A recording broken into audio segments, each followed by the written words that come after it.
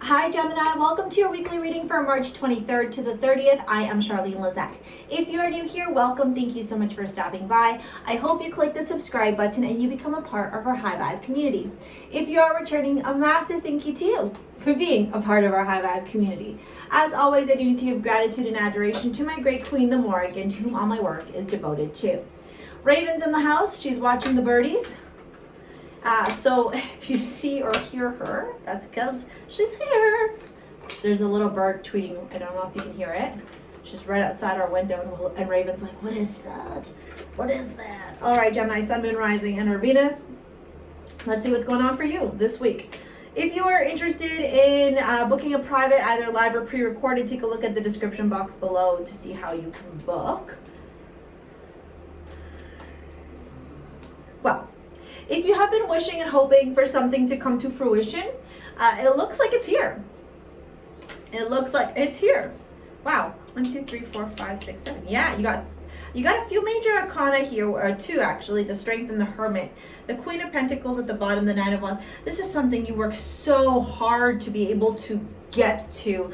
It's going to be different for all of us, for all of you rather, because there's a lot of you that watch this.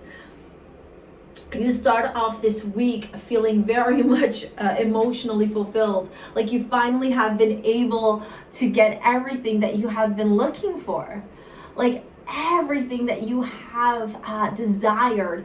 Look at all this abundance too on that table. I really feel like it's a very fulfilling week. It's interesting too, because you have at the bookends of your reading the Nine of Cups and the Queen of Pentacles, and the Queen of Pentacles is very financially stable, has a lot of abundance. Look at all that growth around her. Traditional, mature, very rooted, very stable, but nonetheless can give and give and give because she has.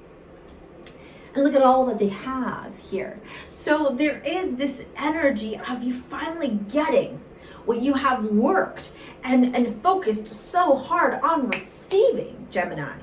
This is not something to be taken lightly. This is something that you have been like grinding, you have been hustling, you have been focused on, your mind's been like, I gotta do this, excuse me.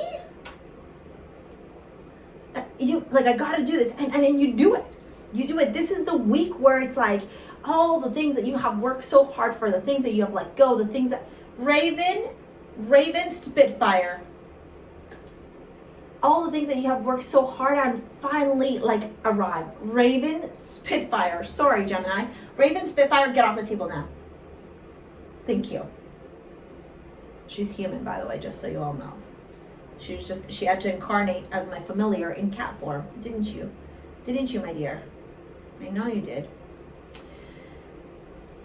What could happen though, as you're seeing all these things come to fruition, all this hard work, this dedication pay off, is you could see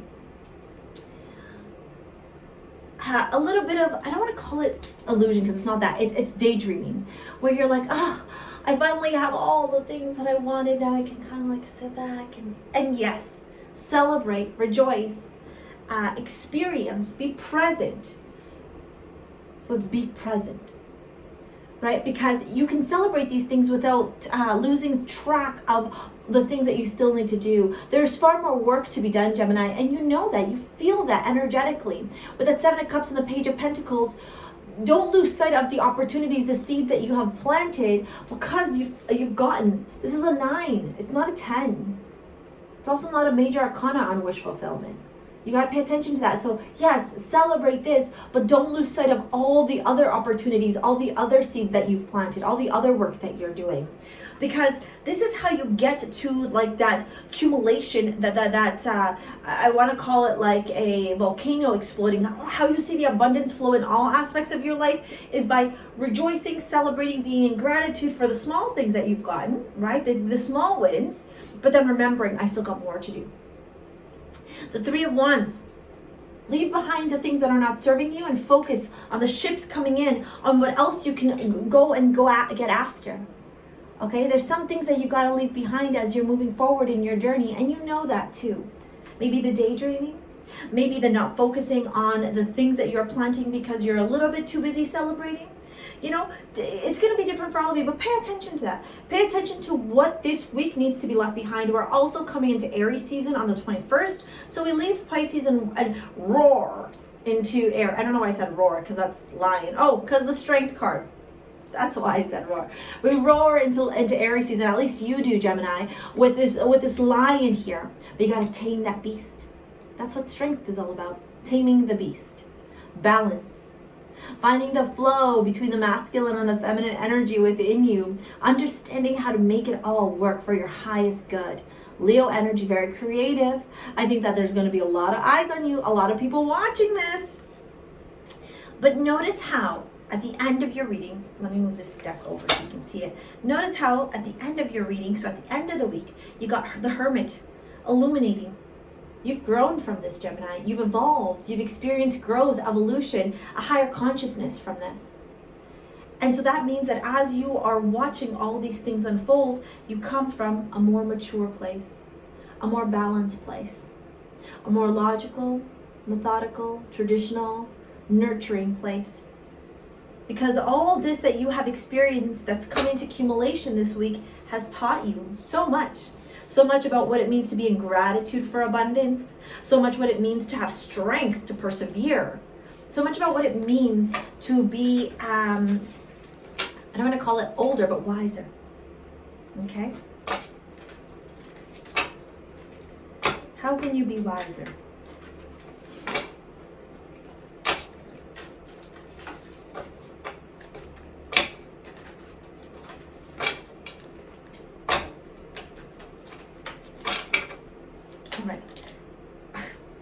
Okay, we're gonna go with it. So, Gemini, if you want to shop over at STARSEA Jewels, your modern day amulets to help you tap into your limitless potential, it's crystal jewelry that I make. I am wearing Venus here today for self-love and also to attract love. It's Morganite beryl mixed together with rose quartz. This bad boy has not been put up on the store yet. This is Amazonite with a rose quartz.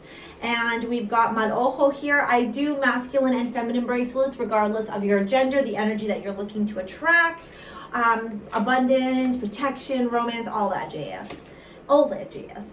Okay, you got freedom. I possess the power and the free will to create my own happiness. Yeah, you do. And change. I understand that nothing can grow or evolve without movement. This is it. I love it. This is the movement forward. That Three of Wands is smack dab in the middle. You've worked so hard for this, Gemini. You have experienced a lot of fucking turmoil from this, man. All right, let's go.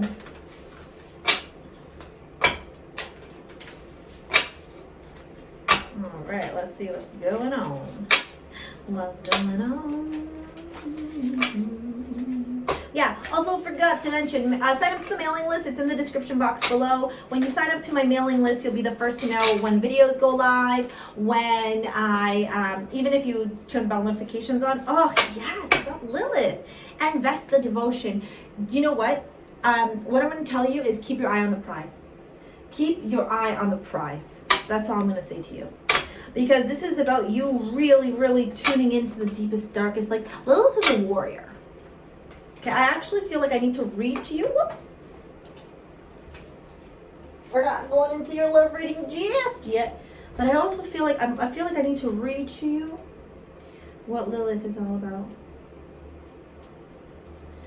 I don't know why I just got this call. Look, and it's right here.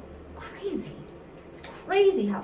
So keywords are injustice, bitterness, sexuality, desire, repressions, taboos, rebellion, darkness, and magic.